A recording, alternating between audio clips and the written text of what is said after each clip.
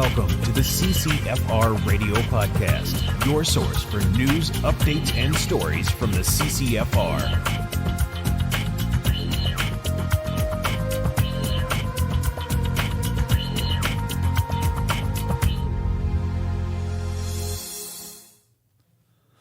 Hey everybody, welcome to episode 136 of the CCFR Radio Podcast. I'm your host, Rod Giltack, and thanks for joining me again. Wow. I guess we're all having a little bit of a celebration, a great little victory, a very temporary victory, but we moved the needle, a victory nonetheless. Anyway, we've got a lot to talk about in this podcast. I've got my monologue actually is going to be just an excerpt from our television show because it was quite detailed with a lot of clips and whatnot. So I'm going to kind of show that to you, and then we're going to bring on Tracy, and we got a lot of stuff to go through.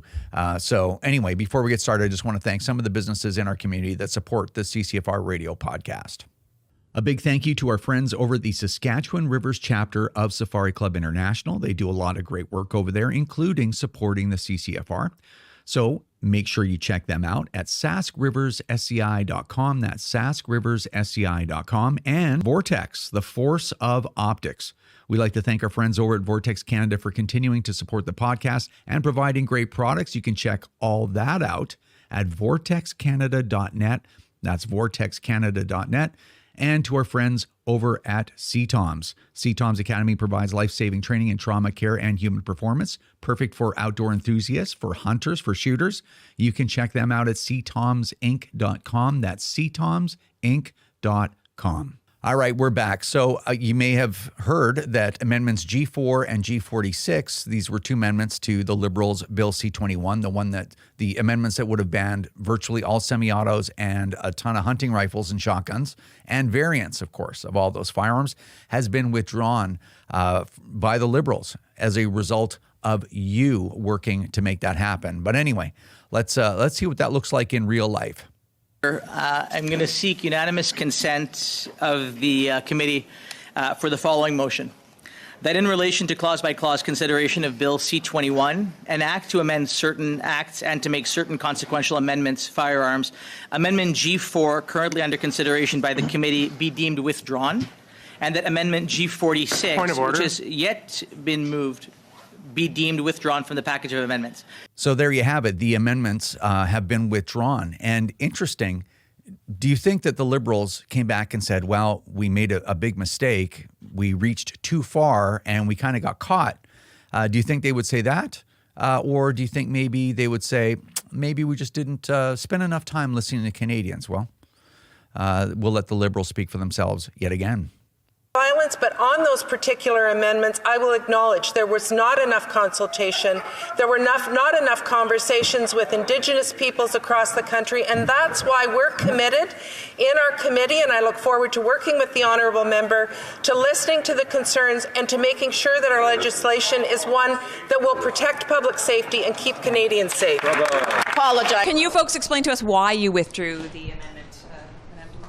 Thank you. Well, listen, we've been listening to Canadians. We want to make sure that we get this legislation right. I'm not asking you about the legislation. I'm asking you why you withdrew the amendment. The Conservatives are saying it's evidence that what you have been saying, what the government has been saying for months, that this didn't affect hunting rifles, that was a lie. What do you say to that?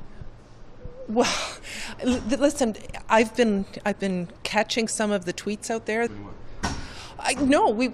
Listen, we're working across party lines to make sure that the bill that comes out is the right bill.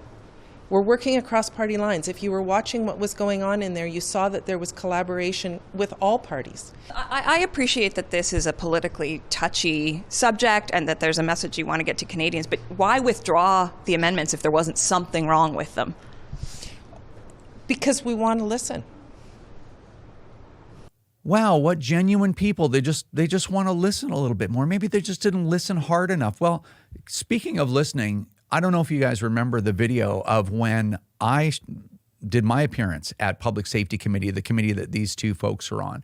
Do you remember how that went? Maybe let's have a little reminder. This Democratic government is ignoring the perspective of hundreds of thousands of Canadians who have concerns about legislation that disproportionately affects them, and you guys can't even get a meeting. That's very disturbing to me. Your Vice President of Public Relations, Tracy Wilson, said on September 21st that she is the gun lobby. Does she speak for your organization?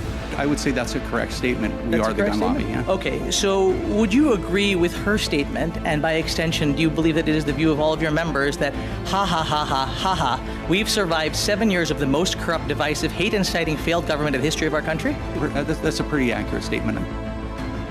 I just get confused because your organization talks about firearm rights. And I have been subject, I see Ms. Wilson is here, to many of your attacks. So you, sir, then have come here with a political agenda of your own. Is that correct? I'm coming here to defend the property and my dignity as a Canadian citizen, actually. I see. And does defending the property and dignity of yourself involve the harassment of other individuals like my colleague Ms. Demoff?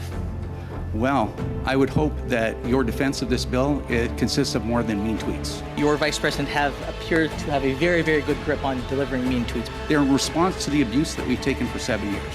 So, I don't know. You can put it all on my shoulders. I can take it.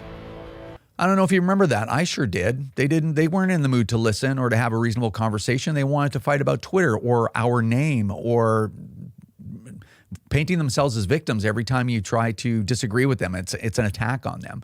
Anyway, these people make a mockery of the whole process, and it seems to be a joke to them. But that meeting probably cost the taxpayers $50,000. Anyway, it's a little bit cynical. I don't like bringing up how politics really is in Canada too often because it's depressing. But I just want to make sure that you guys understand that we do this so that you stay motivated. Because the only way to stop these people from doing these things is to do exactly what you guys did, stood up, fought these amendments, and this is your victory. Wasn't, we did some organizing, we provided some tools, but without 50, 100,000 people standing behind us and the other organizations too, there would have been nothing, right? We're insignificant by ourselves. So anyway, we're going to talk more about it when we bring Tracy Wilson on. Stay with us. All right, via Skype, we've got Tracy Wilson of the CCFR. Wilson! Giltaka. That was just a quick one this time. Yeah, it was good. I like it though. It's good. Yeah, it was strong, it was fast. It's just I like to mix it up. Perfect. Awesome. All right, we have a pile of stuff to talk about. Actually. Oh man. Yeah. Yeah. So we'll get started. First thing we want to talk about is. Obviously, in the intro, and I think most people know, the Liberals have withdrawn Amendment G4 and G46. Thank goodness. Yes. There was a lot of people taking credit for it, which I think in a time like this, we should be congratulating our whole community because there's no one person that could ever do it. So anyway, you did a Facebook post, which I think summed it up quite nicely. So why don't you just share that? Yeah, well, you're exactly right. Everybody wanted to take credit. So I wrote on Facebook, the NDP is taking credit for the withdrawal of the amendments.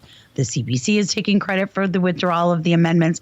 Gun groups and hunter organizations are taking credit. But over here, we just want to say that the credit should go to every single person who spoke up, who wrote and called parliamentarians, who became online activists, the clubs and stores who set up letter writing stations. To everyone who did something, anything, you did this. So I thank you. And I think that sort of sums up how we feel is there's no one particular person or entity that's responsible. Everybody's responsible. Yeah. Well, I mentioned that a little bit in the intro, that it's we can provide a little bit of organization. We can generate some social media stuff and memes and videos and studies and little short videos for, the positive short videos that we had on ccfrdownload.ca, stuff like that. Like that's what we're capable of. But none of that matters without at least 50,000 people participating. Like it's meaningless. So at the end of the day, it's the numbers. It's gun owners standing up. But anyway, I'm repeating what I said in the intro, and yeah. So thank all of you again for making all this happen. So I think that's what I want to say. Absolutely, and I think we've just got to stay vigilant. I think we would be underestimating this government if we thought they were just going to give up on that. They're going to find a newer, sneakier way to try and classify our hunting and sporting rifles as assault weapons. So, yeah, it's definitely not over. We got to scrap C-21. Yeah, it's nowhere near over. You know, it's funny because no sooner did these amendments get withdrawn, and then, you know, we put up a little video, thank you video, and put up some celebratory posts. And people are like, you know what, this isn't over. And it's like, you guys, you have no idea. There's still. It's like, of course, it's not over. We know. Yeah, this is a very small victory, but you got to take that when they come, because it's been a very difficult 7.5 years. But of course, it's not over. We need the entire bill withdrawn because the bill is a mess in its entirety. So nobody's happy with Bill C-21, like not even victims groups. We just pivot. That's all. So now we just refocus on the rest of C-21, scrapping that and getting a new government. Yeah, it was a 4-hour celebration and now back to work. So anyway, if you're one of those people that were leaving comments like that, you know, don't worry, man. We're not asleep at the wheel. I don't think anybody ever accused the CCFR of being asleep at the wheel. So anyway, just a couple of funny anecdotes. Our Scrap C-21 project, our campaign was active for 8 days. So we threw that out there. People downloaded the material. People started writing letters. The posters started going out. People were advocating online. And 8 days later, the Liberals were forced to back down. I mean, this had been going on for 3 months. Yep. You know, and don't get me wrong, I'm not taking credit for it, but I'm just saying maybe that was the straw that broke the camel's back or whatever. But 8 days later, they were like, okay, this is done. Well, people were highly motivated because we had the CCFR downloads.ca website. And of course, we broke the internet. We broke Google. So, it was repaired, I think, within 24 hours and people could keep going. But it was a mad scramble. Everybody loved the content. It was going out there like mad.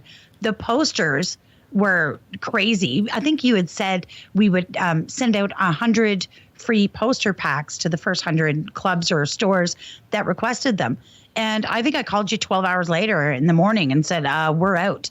So now what do we do? And we ended up just keep going. I think we got 278 tubes of posters, so poster packs going out. I know I felt bad for my mailman. He'd come here to the doorstep to pick them up, and it was just a total bombardment, and I just saw the defeated look on his face. But in any event, we got thousands of them out. So thank you to everybody who worked on that. Yeah. It was there was an excellent response. And you know, if I were to, again, we'll just speculate for a minute. If I were to speculate, it's like, well, the letter writing campaign, that was good. And just about the little piece of it that the CCFR did.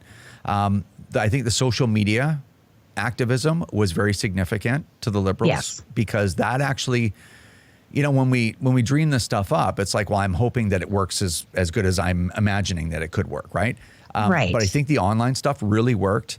And then if I were to speculate, I'd say the posters were the most concerning because now the Liberals are like, okay, these clowns are mailing posters to be put up in every range at every club across 1,400 clubs and probably hundreds of gun stores around the country. So all the people that aren't watching CPAC or they're not, you know what I mean, and they're not on the internet in these groups or whatever, like everybody's going to see it. And I think maybe, I would like to think actually, because we worked very hard on this project, that maybe that was the part that was concerning for them. That's what I speculate. I think so too. And I know I was tweeting out, you know, some of the activities going on, you know, some of the factory in my basement, and I locked myself down here until all godforsaken hours of the night working on it and getting stuff out for the next morning for Canada Post. And I kept tweeting about it and posting about it. And I think it's concerning because then we broaden our reach and our audience into people who aren't necessarily normally that motivated to be politically active. So yeah, I think that was the straw. Well, and sunlight is the best disinfectant, right? So it's like everybody would know that they're banning firearms like the Ruger No. 1 or the 1908 Brazilian Mausers. Like, yeah, here's your assault weapons. This is the AR-15 variant used in mass shootings, you know, and it's like, so it's just important to get the truth out. You know what? Speaking of the truth, now this isn't in our list of stuff to talk about, but I do want to comment on this really quick while we're kind of on the topic. You know, our friends over at Police Vient,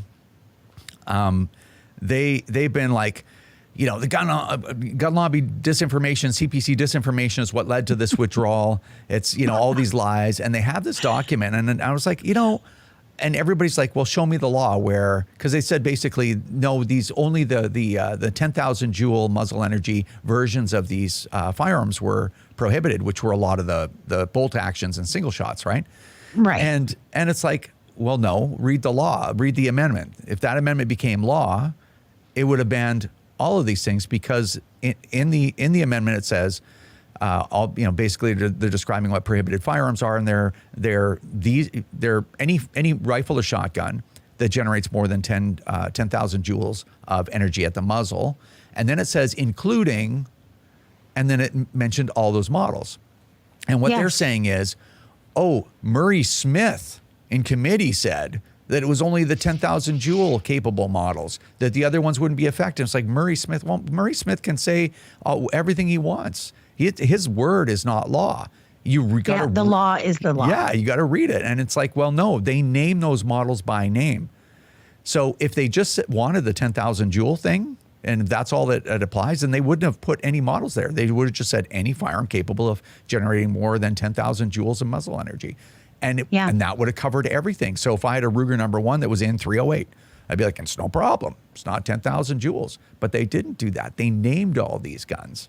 And it's funny. And so it's these groups are just as bad as the liberals. They're running around claiming the people that are telling you the truth are the ones that are spreading disinformation. It's I don't want to be too strong on it, Wilson, but it is actually at the point where it's literally pathetic. It's literally pathetic. Well, and it's very dangerous too, because they're not going to be there to defend a gun owner who says, well, no, I saw on Twitter that this Police de Souvien account tweeted that it is only these ones and not these ones. They're not going to be there to defend those people. All right, moving on. It's interesting. We talked about who was responsible for this when. It's basically it's the massive gun owners that are the actual responsible party that made this all happen. And then we'll take whatever credit for organizing and wildlife organizations and gun stores and all that stuff for organizing, right? But I don't know if maybe I missed it, but apparently it was Jagmeet Singh and Peter Julian of the NDP that were responsible for this whole thing. Conservatives did nothing. Nobody else did anything. It was all the NDP. I remember, or maybe I don't remember, Jagmeet Singh being the tip of the spear on this, coming out the whole time. Yeah. As soon as these amendments were introduced, he was all over social media defending gun owners, calling this out. Anyway, this is the story from Peter Julian at the NDP. Anyway, I'm gonna play a clip and then we'll talk about it in a second. I'm just going to add one thing, that the Conservatives did not lift a single procedural finger through all of this. They fundraised off the amendment, but they did nothing in the House at all. This has all been the NDP's heavy lifting, working with communities and people who felt that they haven't been consulted. Well, first off, I take issue with the idea that the Conservatives had anything to do with the withdrawal of the amendment. The Conservatives did not lift a procedural finger through this whole battle. They were fundraising off it, but Pierre Poilievre did absolutely nothing to actually be the adults in the room and push back against the amendment. This is something I think that the NDP has stepped up on. Jagmeet Singh and Alistair McGregor, our critic, were the adults in the room. We now have space, I think, to consider important issues. Oh, there you have it. Oh, well. Nothing. You guys did nothing. Gun owners, stores, clubs, conservatives, you've done nothing. Nothing. It was Jagmeet Singh and Peter Julian. It's interesting. I'd never heard of Peter Julian before, like all of this.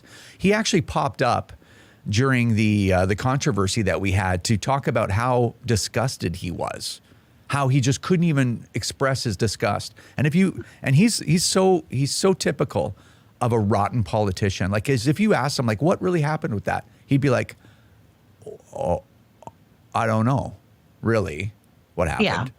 But he knew that he just couldn't even contain his emotion. He had to manufacture some outrage. It's unbelievable. I kept a clip of him doing that, by the way. I just don't, I don't want to keep rehashing that. But in this case, he shows up out of obscurity. You know what he is like? He's like the NDP's answer to Mark Gerritsen. Yeah, that's what he's like. Just little. You're right. Yeah, Just the most Yeah. outrageous, demonstrably false, most ridiculous, absurd things flow out of this guy's mouth while he has this serious look on his face. It's like, yeah, this is what happened. You're like, everybody knows that's not true. He goes, nope, this is what, he's a gaslighter. He totally is. Yeah. In fact, he's actually wrong there, because way back in November of 2022, when the amendments were first tabled, the Conservatives, in fact, Dane Lloyd, Conservative MP Dane Lloyd on the Public Safety Committee, challenged the chair's decision to rule those amendments in order, because the Conservatives said these are out of scope of the bill, and the chair disagreed. So it got to a vote with the committee members. And the NDP, Alistair McGregor, voted with the Liberals and the Bloc to keep those amendments in. Way back in November, we could have avoided 2 months of committee resources and taxpayer resources and time and scandal, and skipped it. So when he says that they're the ones who are responsible for this, well, where were they when it was first tabled? So yeah. Well, I just might have a clip, sitting around with that vote, and maybe we should have a look at it. Okay. Prohibited firearms would affect the financial impact on the Crown, because the cost of the buyback to buy back these millions of new firearms would be a massive cost to taxpayer. And so I would argue, Mr. Chair, that it's out of the scope of the committee because it does offend the financial. It would require a royal recommendation, and that the committee, it is out of scope because it would have a massive impact on the financial cost of the Crown. So are you challenging the decision of the chair? Yes. Very well. The decision, therefore, is, shall the decision of the chair, the question is, shall the decision of the chair be sustained? If you vote yes, you support the chair. If you vote no, you disagree with the decision of the chair. Yes. Ms. Demoff? Yes. Mr. Nur Mohammed? Yes. Mr. Shifki? Yes. Mr. Van Bynen? Yes. Ms. Dancho? No. Mr. Lloyd? No. Mr. Motz? No. Ms. Falk? No. Monsieur Fortin? Oui. Mr. McGregor? So, in fact, it was the Conservatives who tried to have it ruled out of scope originally. The Bloc and the NDP voted with the Liberals to keep it in scope. Then the NDP starts shooting their mouths off about how it's out of scope and that they're intending to bring a motion into the House to rule it out of scope, which never actually happened. It never got that far. And Peter Julian is crediting himself, Alistair, come on, man, you got lots of guns left, McGregor, and Jagmeet Singh for doing everything that all of you did. I'm just going to add one thing, that the Conservatives did not lift a single procedural finger through all of this. They fundraised off the amendment, but they did nothing in the House at all. This has all been the NDP's heavy lifting, working with communities and people who felt that they haven't been consulted. And that's an important thing to emphasize. So I don't think Pierre Poilievre has a lot of credibility on this issue. And the minister said Oh, yeah, the saviors. Yeah. And the NDP, ladies and gentlemen. Yeah. Anyway, just. I needed a little clown nose. Yeah. Glunk. But that would get screenshotted and passed around. Yeah. It'd be all over Twitter. Oh, yeah. You know, it's just if you didn't, it's interesting because most Canadians don't pay attention to this stuff. And why should they? I mean, it's just garbage to have in your life. But it's like, this is what they never listen to what they say. Look at what they do. Yeah. You know, judge them by their deeds. And I mean, wow, what a disingenuous, dishonest group of people. All right. Enough of those clowns. All right. So another interesting thing that's going on in Canada right now. So bail reform is one of the most important public safety issues going on in Canada right now, like proven. It's not up for debate. So the Conservatives decided to file a motion in the House of Commons for the House of Commons to focus on dealing with, in short order, bail reform, because people are literally dying on the streets because it's been bungled by the by the Liberals. So why don't you explain really quick what a motion is, like kind of what the impact is, and what this motion, kind of the short strokes on what this motion was. Okay, so a motion is basically a commitment or a promise to work on something collectively. It's not legislation or regulation, it's non-binding, but it's a sentiment that you will get together and work on something together. So Pierre Poilievre introduced an opposition motion for bail reform, and he wanted to reform the bail system, strengthen bail laws, and ensure that the justice system protects the rights and safety of law-abiding Canadians, not repeat violent offenders. To me, that sounds pretty reasonable, but apparently not, because the Liberals, the Bloc, and the NDP all voted against it just this week. So I don't know. It's difficult to me because I think about the very same people who vote to confiscate your firearms for safety reasons, to keep Canadians safe, even though you've done nothing to warrant it, also voted against a motion to keep the most violent repeat offenders in prison. Yeah, using public safety when it's really doesn't stand up to any scrutiny for the gun buybacks and billions of dollars, and destroying the relationship between licensed gun owners, which are virtually all great people, some of the most reliable people in the country. That's no problem under the guise of public safety. But this, no. Yeah. So it's pretty wild. And I think I looked for the actual vote before I had to do the TV show and the podcast, and I couldn't find the actual vote because I want the full resolution version and the whole thing for later. But you took a little bit of footage with your phone of the vote, and this is the going down the Liberal bench, and they're all voting against that motion. And don't forget, this isn't a law. This isn't an amendment to some bill or whatever. This is just do you intend to deal with bail reform? And they are not only do we not intend to deal with it, we're going to vote against even the sentiment of dealing with bail reform. Anyway, here's a 30-second little clip. All those opposed to the motion will please rise. Hey. Mr. Holland. Mr. Holland. Mr. O'Regan. Mr. O'Regan. Ms. Bennett. Ms. Bennett. Ms. Anand. Ms. Anand. Monsieur Guilbeault. Monsieur Guilbeault. Ms. Tassi. Ms. Tassi. Madame Petitpas-Taylor. Madame Petitpas-Taylor. Monsieur Boissonneau. Monsieur Boissonneau. Ms. Jazek. Ms. Jazek. Monsieur Garneau. Monsieur Garneau. Ms. Chagger. Ms. Chagger. Ms. Groh. Anyways, just a short clip was captured by Tracy's phone from the TV. It's not the best. I get that, but anyway, I'm going to find that eventually, maybe in the next couple of weeks, and make sure that's here at the CCFR archives, because they all stood up. It's nope, not even we. It's not even an issue for not. We won't just. I know, beating it to death, but it's we don't even want the intent of reforming bail to be out there. No, just the idea of focusing on actual crime and violence. Nope. It's really something. In fact, they voted 205 voted no, and 116 conservatives voted yay. Unbelievable. So it was defeated. Yep.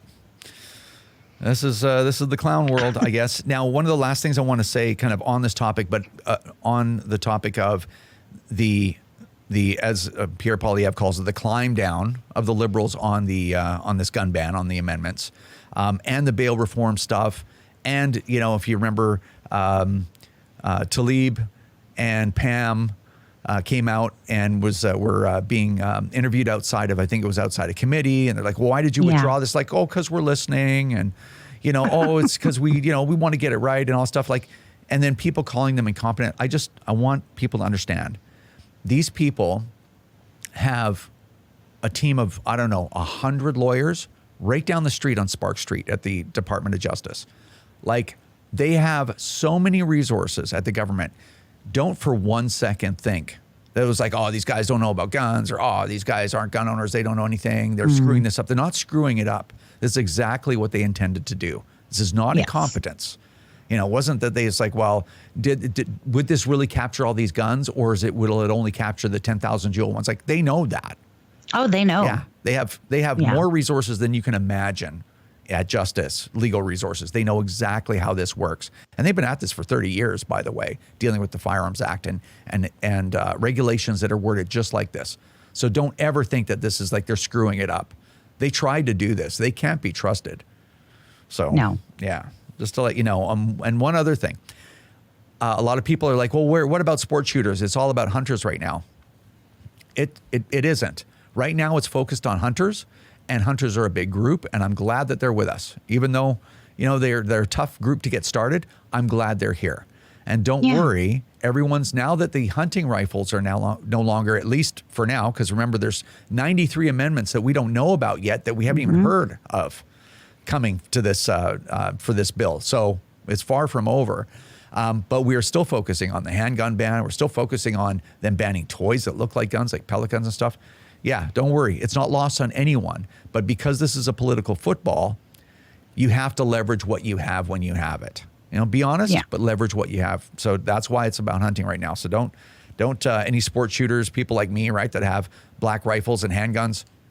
Yeah, don't worry. Well, and just one more point on that is Amendment G4 would have actually codified the May 2020 OIC in law. So right now, as it stands, that ban that we are in federal court fighting back from 2020 is an OIC. It was done by OIC. It can be overturned by OIC. If it's codified in law and an evergreen classification or an evergreen definition, not only does it make it very difficult to overturn, it makes it very easy for them to add to it. Yeah. So that win isn't just about hunters. It also impacts sport shooters. Yeah, and that delay was very, very important to us because we need to have a decision on our court case, and that required these amendments not to become law. Yes. So, because then our case might be declared moot, and then we wouldn't have got a ruling. We need a ruling because it's about property rights. So this was really good news for us and for all of you that have donated to this massive lawsuit as well. So, again, another thing to consider. All right. So we got two more things. We've got some letters. So we get correspondence from people all the time at the CCFR. We're actually inundated with it. So that's why we can't get back to a lot of people, because there's just literally there's things that just go unanswered all the time because we just are just a small group of people trying to do everything. But you got some actually handwritten letters that you wanted to share a few things with us. Yeah, so we do get quite a few letters. In fact, you get probably the most letters, and it's interesting to see people write in. But I'm not going to read the whole letters. I've captured little excerpts from two different letters, but I'll start with this one. And he writes, "Dear Rod, I read a copy of your presentation to the Mass Casualty Commission in CATF. The authors of the inquiry report will be very hard-pressed to ignore the reasoned arguments you have presented. I am less than 2 months away from my 81st birthday. I own 9 handguns, and I've had them for a very long time. I got to use them a lot over the summer of 2022, using up 5,000 rounds of reloaded ammo. I cast all the bullets and reload the ammo myself. Recognition that these guns will be destroyed as a requirement of probating my estate really hurts, and I feel betrayed. But you have given me hope, so thank you. Fred T." That's kind of touching to me because, I also worry about the idea of being able to bequeath my firearms, but I think it would be a little more time sensitive at age 81. So I feel bad for Fred, but we're working on it. Yeah. Well, and you got another letter too. So thank you for sending that, Fred, and we get it, and we're working as hard as we possibly can. I assure you. Yeah, so this one is pretty touching as well. This is from a retired veteran. He sent in a lengthy 4-page letter. He's got a pretty big collection of historical rifles, and that's sort of travels down a road that I'm not super familiar with. I'm a big hunter and a sport shooter, but I don't really have, those historical type firearms. So he writes to you, "Dear Rod, I also own," well, this is just an excerpt from his bigger letter, but he says, "I also own a German World War II G43. This rifle was manufactured at Dachau and Buchenwald concentration camps in 1945 by inmate labor slaves. The factory was obliterated by an RAF raid with many casualties. The surviving slave laborers were then put on 2 ships that were eventually sunk by the RAF. The men who built this rifle were all drowned, locked below decks with no chance to escape. When I look at the polished bluing of the metal, I know that at one time it reflected the faces of desperate, starving, beaten men. any hint of defiance or sabotage, and the whole shift would be executed. These men have no tombstone, no memorial. The only tangible evidence of their existence or what they went through is this rifle. I've never fired it because of its history. Yet Trudeau wants to take it, cut it up, and destroy it. Derek E. Yeah, that's unbelievable. Yeah. And I don't know. Like I said, I'm not a real collector in that sense. But when he puts it that way to me, it is very meaningful and it is historical. And he's held on to it all these years and never fired it. And it's out of respect for the prisoners who were forced to make them, right? The only evidence that they existed left. Yes. Yeah. It's really something. And if I were to comment on that, I'm not a collector. I don't have historical firearms. I've never have. I don't even know anyone that's a collector, personally, right? And so it's such a great example of, I could easily be in a position where like, well, who cares about collectors? I'm a sports shooter. When the law comes to get my guns, then it's a problem. If they want these old machine guns and whatever, who cares? I don't buy those. Just like we complain about other groups in the firearms community just standing by, watching other people lose their stuff. And then when it affects them, now they stand up. And, it's useful to have a little bit of insight to what other people are involved in the firearms community. And when you explain it that way, when you read his letter, it's like, absolutely, we should be doing everything we possibly can to make sure that rifle still exists and that it's in the possession of that gentleman and is, and ends up to be inherited by someone else so that rifle isn't destroyed for what? For nothing. Like for what? For nothing. So, we all have to stand up for each other and each other's firearms the entire time. Like that's the entire time. Yeah. So anyway, great letters. Okay, last thing. Field Officer of the Month. Yeah. Who is it this month, Ms. Wilson? It is my good friend Dustin Lang from BC. So I am very proud of Dustin. This guy is like just a total like political force. He's been meeting with his parliamentarians. He did a huge letter writing campaign. He's been going around all over the place and really motivational. He's been posting in the Facebook group, giving everyone lots of hints and help to get everybody else going. He's been awesome. And I love Dustin. He's a longtime field officer of the CCFR and just an all-around great guy. Yeah. I love that guy. Yeah, Dustin's awesome. He's a actual personal friend of mine. And I'm trying to get some reflected glory off of Dustin right now. Dustin's a buddy of mine, And he's my friend. Dustin's a friend. So anyway, Dustin has been working really hard. Like he's done stuff. He's somebody that he doesn't need anybody to tell him what to do. He's met with MPs. He's done an MP range day. He arranged all that stuff himself. He handed out election brochures in the last election. He did. Took a really strong leadership role in that in southwestern BC in the Lower Mainland. I could talk about Dustin all day. He really has done a lot for the organization. We really appreciate it. So, So as Field Officer of the Month, he gets our love and adoration. And on top of that, he also gets a $100 gift certificate to the CCFR merchandise store and a 1-year subscription to CATF, courtesy of our friend Donovan. Awesome. So, yeah. Dustin's the best. He's a friend of mine. I heard that before. He's my buddy. Anyway, congratulations, Dustin. You absolutely deserve the recognition. All right. Absolutely. I think we've covered everything-ish. We did it. We did it. All right. Well, I think it was about just over half an hour, so I think we did fairly well with the amount of news that we had to share with the audience. Yeah. So I appreciate it, and I guess we'll see you in the next episode. We'll see you then. All right, that's going to do it for episode 136 of the CCFR Radio Podcast. Again, thanks everyone for watching. Really appreciate it. Appreciate all the support. Make sure you share the podcast. Get every gun owner that you know involved. And I know we've talked a lot about it in the podcast, but I just I don't want it to ever be lost on anyone that this was a small victory. It's a temporary victory, right? The bill is still making its way through the process. New amendments can be brought forward at any time, right? So they can try the same thing again or just tweak it a little, and the Liberals can try the same thing again. Plus, we haven't seen the other 93 amendments that are sitting on the books right now. But I don't want it to ever be lost on anyone. What a victory this was, in that the community stood together.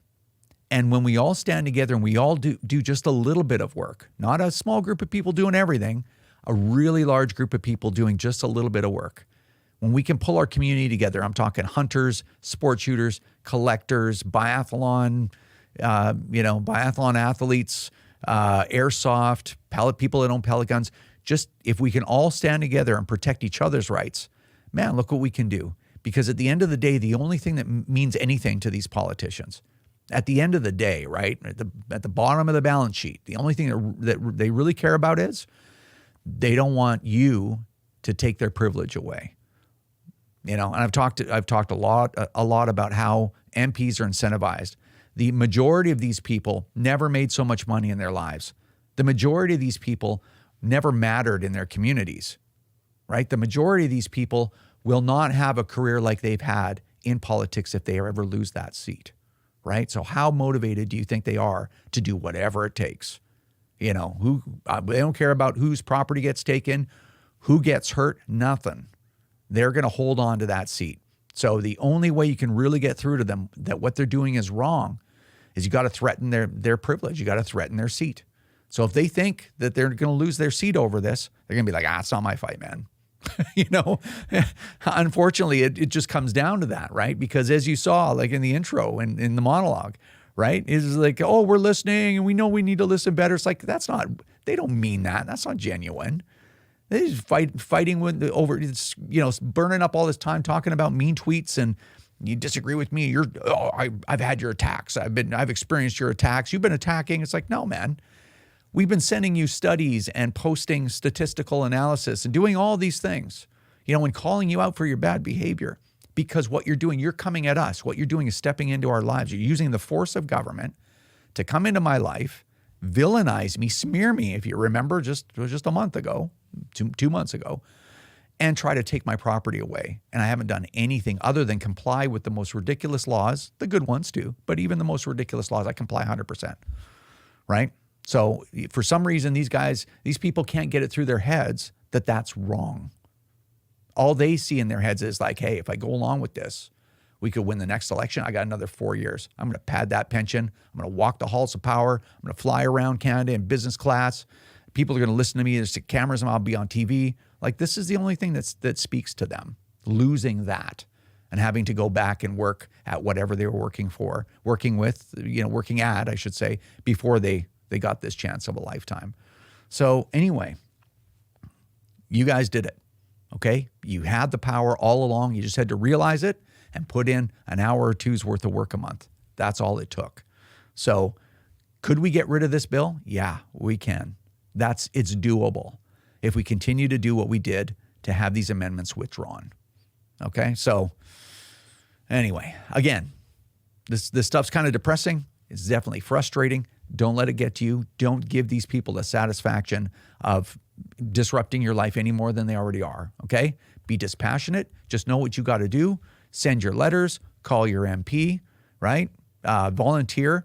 If an election rolls around, then put in some hours, right? The CCFR will guide you into how you can be most effective. We'll be there, okay? So anyway, we did it. And don't, even though this is a small victory, don't discount what we achieved here. So, all right. Again, thanks so much for watching. Thanks for all your help and your support. Share the podcast. Take care, and we'll see you in the next episode.